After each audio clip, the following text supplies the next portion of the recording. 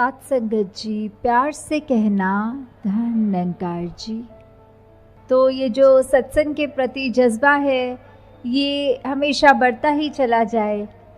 और साथ ही साथ अगर हम इस पहलू को जितना देखें कि सत्संग तो हम आ गए, पर हम सत्संग में करने क्या आए हैं। क्या हम जो ये अनमोल वचन सबके, चाहे वो भजन रूप में हो, एक कथा रूप में हो, एक स्पीच रूप में हो, या किसी भी तरह हो, हम क्या उसको सुनने आए हैं और अपने जीवन में धारण करने आए हैं ताकि हमारा जीवन निखर सके, या फिर हम एक बस ये क्रिया की तरह आ गए, सत्संग में बैठ भी गए, थोड़ी बातचीत भी कर ली, थोड़ा शोर मचा लिया और फिर घरों को निकल गए। ये हमको अपने अंदर देखना है कि सिर्फ सत्संग आना ही काफ़ी नहीं है। सत्संग में आके एक एक वचन जो बोला जा रहा है उसको सुनकर सिर्फ ऐसे नहीं कि चलो कोई गीत है साथ गुनगुना लिया, उस गीत के भाव को समझकर अपने अंदर भी डालना है। सिर्फ कान रस नहीं लेना कि बात वहीं ख़त्म नहीं करनी कि किसी ने कहा हमने सुन लिया बस छुट्टी, नहीं, ऐसा नहीं। अपने वो जो भी है वचन इतने अनमोल, इतने कोई वचन ऐसे कभी भी कोई महापुरुष ऐसा बोल दे जो पूरा जीवन सुधार सकता है, तो हमें बहुत ही ध्यान से हर एक के बोले जाने वाले वचनों को जहाँ सुनना है और बहुत ही डिसिप्लिन रूप में संगत का जहाँ आनंद भी लेना है, वहीं अगर आदेश आ रहा है कि पंक्तियों में लगना है या जो भी, पर बातचीत करेंगे तो हम वक्ता को नहीं सुन सकेंगे। तो हमें सत्संग जहाँ बहुत ही मर्यादा में करनी है, सत्संग से बहुत गुण सीखते हैं, अपने जीवन में डालने हैं। साथ ही साथ हमें इस मिशन के लिए जो भी कर सकें कि वो सेवा भाव हो, सिमरन हमारा प्रतिदिन हर पल उस तरह चलना चाहिए कि ये निरंकार से लिव जुड़ती रहे। जैसे आज भी जितने भी वचन आए सारे इस प्रभु परमात्मा निरंकार की बात करते गए कि ये जो अविनाशी है हम उसी की अंश हैं, और हम जीते जे अगर अपना असली पहचान अपनी पकड़ लें तो ही इस जीवन का असल मायने में फ़ायदा है। नहीं तो जो समय बीत गया, जिस तरह भी बीता, वो तो निकल ही गया हाथों से। पर अभी भी हमारे पास मौका है, इस मनुष्य तन में है और आगे का जीवन पता नहीं कितने श्वास और हैं, पर जितने भी हैं अगर हम अपनी पहचान कर लें, इस प्रभु परमात्मा को पाया जा सकता है, उसको पा लें और वहीं से हमें अपनी पहचान की भी समझ आएगी। फिर हमारे मनों में कोई भेद नहीं रहेगा कि क्या कोई जाति पाति का भेद कह लो या ऊंच नीच का, या फिर कोई ऐसा नहीं कि कोई किसी भी स्टेट भारत के हो या कहीं से भी विश्व के हो, कि कोई भी हमारे अंदर ऐसी गोले काले का भी भेद नहीं, कोई भी नहीं रहेगा, क्योंकि हमारे अंदर ये पहचान हो गई है कि जब हमारा एक ही परम पिता परमात्मा है और हम सब उसी की संतान रूप में हैं, तो फिर क्या भेद, क्या कौन ऊंचा कौन नीचा। और जहाँ पे ये मिशन ने हमें ये सिखलाई दी है कि हमें औरों के चरणों में अपने आप को समर्पित करना है, क्योंकि उनके अंदर भी वही परमात्मा है। तो उस रूप में नर सेवा के रूप में हमें हर एक को जहाँ पे श्रद्धा भी देनी है, अपने मन का अहंकार तजना है कि एक मनुष्य के अंदर जो परमात्मा है हम उसकी ओर समर्पण होते हुए अपने अहंकार को ख़त्म कर रहे हैं। साथ ही हमें ये बात जहाँ देखी जा रही है कि दुनिया में कि सब जो भी अपने कल्चर कह लीजिए या अपने जो भी रिलीजियस सेंटिमेंट्स के हिसाब से जहाँ पे भी आस्था रखते हैं, सबको मुबारक है कि कोई अपना धर्म ग्रंथों को पढ़ते हैं, अपने कोई भी धार्मिक कोई भी स्क्रिप्चर्स में अपनी रुझाव रखते हैं, वो सब मुबारक है। पर साथ ही साथ पहले इस परमात्मा को जान लें, तभी वो फिर पढ़ना मुबारक और ज़्यादा होगा। कि जब तक हम एक वस्तु को एग्जाम्पल के तौर पे एक अगर वस्तु की पहचान ही नहीं कि हम बात करें, किसी को बोलें कि ये तो मिठाई बहुत मीठी है, इससे ज़्यादा मीठी तो कोई मिठाई ही नहीं है, तो अगला व्यक्ति सिर्फ वो बात तो सुन सकेगा पर उस मिठाई का आनंद नहीं ले सकेगा।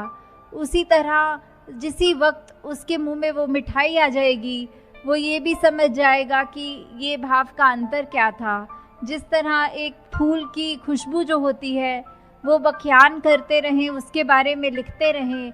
तो इतना वो समझ नहीं आ सकती जितना सिर्फ उस फूल को सूंघने पर उसकी खुशबू खुद बखुद हमको सब कुछ समझा देती है। वैसे ही एक बार अपनी असली पहचान, इस ब्रह्म ज्ञान को जान लें, इस निरंकार को जान लें, चाहे हम किसी भी रूप में उसको पूछते हों, कोई अल्लाह बोल के, कोई राम बोल के, कोई गॉड बोल के, और कोई भी अलग तरीके से जिस तरह पूछते हों, पहले उस भगवान को जान लें और फिर उसकी अर्चना करें। कि साथ ही साथ अभी बहुत सत्संग के दौरान महापुरुषों ने एग्जाम्पल लेके समझाया, चाहे वो रामायण में से शबरी जी और राम जी की बात की, किस तरह अभी नवदा भक्ति का भी जिक्र हुआ, और साथ ही साथ हमें अपने जीवन में किस तरह वो भक्तों वाले जो भी गुण हैं, चाहे वो किसी भी समय के दिए हुए हों, किसी भी काल में हो, किसी भी युग में हो, तो वो बात तो तब भी सत्य थी, अब भी सत्य है कि हमारा जीवन तभी सफल हो सकता है जब तक एक हमको अपनी असली पहचान न मिल जाए। जिस तरह जहाँ हम चाहे गीता को पढ़ें तो भी वही बात कि जहाँ भगवान कृष्ण ने ये जीवन के बार बार रीबर्थ की बात करी है कि बार बार जन्म होगा, तो साथ ही उन्होंने एक मुक्ति, एक सैल्वेशन की भी बात की है कि जैसे हर एक लकड़ी में आग लगने का पोटेंशियल होता है, बस चिंगारी की ज़रूरत है, वैसे ही हमारे चाहे कितने भी जन्म हों, अब जो अवसर, ये वर्तमान जो हमारे हाथ में है, उसका हम पूरा फ़ायदा उठाएं और इसी में अपने अभी कल्याण कर लें कि आत्मा के बंधन को तोड़कर अब ये अपने असली रूप में जाके मिल जाए। ये हमें पहचान, ये अभी जिनके हिस्सों में ब्रह्म ज्ञान है, मुबारक है, वो अपने आप को ब्रह्म ज्ञान के अनुसार प्रतिदिन चलाएं, अपने हर पल में ये निरंकार का एहसास कि ये जो अंग संग रमाराम है उसकी पहचान तो है और उसको साथ आगे लेके चले। और जो अभी सत्संग में पहली बार आए हैं, जिज्ञासु रूप चाहे हो, वो सब भी इस सत्संग के बाद ये ब्रह्म ज्ञान की दात प्राप्त कर सकते हैं। यहाँ निरंकारी मिशन में कुछ ऐसा नहीं कि कोई ऐसा मंत्र मिलता हो जो सारे दुखों को काट दे, या फिर कुछ ऐसा नहीं होता, पर यहाँ एक ऐसी सिखलाई मिलती है कि ये जो परमपिता परमात्मा ने हमारा जीवन जैसा भी करना है, जो देना है, उसी का है, हम उसी को समर्पण है। और चाहे हमारा खुशी का समय हो या दुख का समय हो, वो एक रस, एक सहज भाव, एक बैलेंस वो मन में आ जाता है, ताकि हमारे पास कोई भी स्थिति हो, हम उसको स्थिति को या फिर कंप्लेन करते हुए या फिर उसमें ही थैंक यू करते हुए कि या शिकवे गिले कर ले कि ऐसा मेरे साथ क्यों हुआ, या ऐसा नहीं होना चाहिए था, वो ऐसा है, उसने मेरे बारे में ऐसा क्यों कह दिया, वो तो नीची जाति का है। नहीं, ऐसा नहीं, हमें सिर्फ शुक्र करना है कि हमको जो मिला है वो भी इस परमात्मा की कृपा ही है। कि औरों के जीवन जब देखो तो हो सकता है दूसरों को हमसे भी कम मिला हो, तो हमें हर पल सिर्फ ये शुक्राना करना है, शिकवा नहीं करना।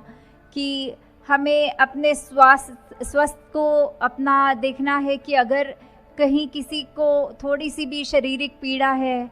तो वो भी उसको देखे, जिसके हो सकता है तन में कोई अंग ही नहीं है। तो ऐसे अपने मन को हमने सिर्फ ये शुक्राने के भाव से कि हमें जो मिला वो भी हो सकता है सिर्फ हमारे ऊपर कृपा ही है तभी मिला है, नहीं तो हम तो किसी लायक नहीं थे कि कोई सुख और आराम भी मिल सके। कि हर समय हमें सिर्फ दूसरों के ही बारे में, उनके हित में सोचना है कि मेरा कोई ऐसा कर्म ऐसा तो नहीं, मेरा कोई ऐसा बोल तो ऐसा नहीं जो पहले मैं मन में गुस्सा लाऊं और अपने होठों से वो इतनी खराब भाषा का प्रयोग करके दूसरे तक तो पहुंचाऊंगा, पर उससे पहले पहले मेरा अपना मन, मेरा अपना दिमाग, मेरा अपना ये कामनेस, ये पीस ऑफ माइंड तो मैं खो दूंगा। और उसके बाद जब वो कठोर वचन मुंह से निकालूंगा तो अगले ने भी सुन के वो वचन को परेशान ही होना है। तो हमारे पास अभी वो विवेक है, बुद्धि है, चेतनता है कि हम एक बार ये जब निरंकार का एहसास कर लें तो हम जानबूझ के कोई भी ऐसी गलती नहीं करेंगे, क्योंकि जब समझ ही आ गया कि अंग संग परमात्मा है तो हम इंटेंशनली किसी को भी हर्ट नहीं करेंगे, कि जानबूझ के किसी के साथ बुरा नहीं करेंगे। और अगर कोई हमारे साथ भी बुरा करता है तो बदले की भावना नहीं रखते हुए सिर्फ उसके लिए भी क्षमा मांगनी इस परमात्मा से कि कोई कारण होगा जिससे इस व्यक्ति ने मेरे साथ ऐसा बुरा कहा या ऐसा बुरा किया। आगे से बदला नहीं, बल्कि सिर्फ उसके लिए भी भलाई मांगनी है।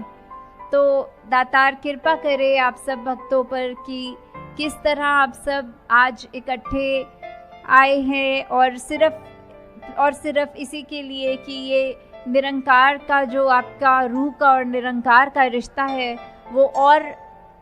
स्ट्रॉन्ग होता जाए और बढ़ता जाए, उस तरह कायम रहे कि कोई भी चीज़ और फिर बीच में ना आए। जिसको हम कहते हैं कि एक तन है, वो तो सिर्फ हमारे 5 एलिमेंट्स का बना हुआ है, चाहे वो पानी रूप में है तो हमारे अंदर वो पसीना और खून और अन्य ऐसी चीज़ों में है, धरती रूप है तो हमारी वो काया हो गई, अग्नि रूप हमारे अंदर की हमें जो ये भूख प्यास लगती है, उसी तरह ये जो हमारे और भी तत्व हैं ये सारे हमारे अंदर सिर्फ वो माया का रूप ही है कि ये एक दिन तो हमारा शरीर भी नहीं रहेगा। और यही बहुत बड़ी सच्चाई है कि अगर पैदा हुए हैं तो मृत्यु भी होनी है। तो हमारे हाथ में सिर्फ क्या है, जो अभी का वर्तमान है, अभी की लाइफ है। तो सारी चीज़ें जब ख़त्म हो जाएंगी तो हमारे पास क्या रहेगा? वो ही है जो परमात्मा है। उसका जितना जल्दी हम जानकारी लेंगे कि होता क्या है, हमारे अंदर से जिज्ञासा आनी कि ऐसे ही तो नहीं हम अपना जीवन व्यर्थ कर रहे। तो एक बारी जब उस बात की समझ आ जाती है तो सारे ही काम हमारे होते जाते हैं। और अभी भी जैसे आपने श्रवण किया कि निरंकारी मिशन में कोई धर्म प्रवर्तन नहीं होते, पर सिर्फ मन प्रवर्तित होते हैं। कि जो मन पहले सिर्फ दूसरे की लिए खराब सोचने के लिए करता था, दूसरे का नुकसान करते था, वो ही मन प्रवर्तित होके सभी के कल्याण की अरदास करता है और अपने कर्म ऐसा बना लेता है कि वो एक चलता फिरता प्रचार बन जाए। तो दासी आपका और समय नहीं लेगी, बस इन्हीं शब्दों से इजाज़त चाहेगी कि जिस तरह अभी आप सब ने इतने घंटों में ये संगत का आनंद लिया, ये संगत रूप, सेवा रूप, सिमरन रूप में आनंद हर वक्त लेते रहें और ज़्यादा से ज़्यादा संगत कर सकें। साथ संगत जी, प्यार से कहना, धन निरंकार जी।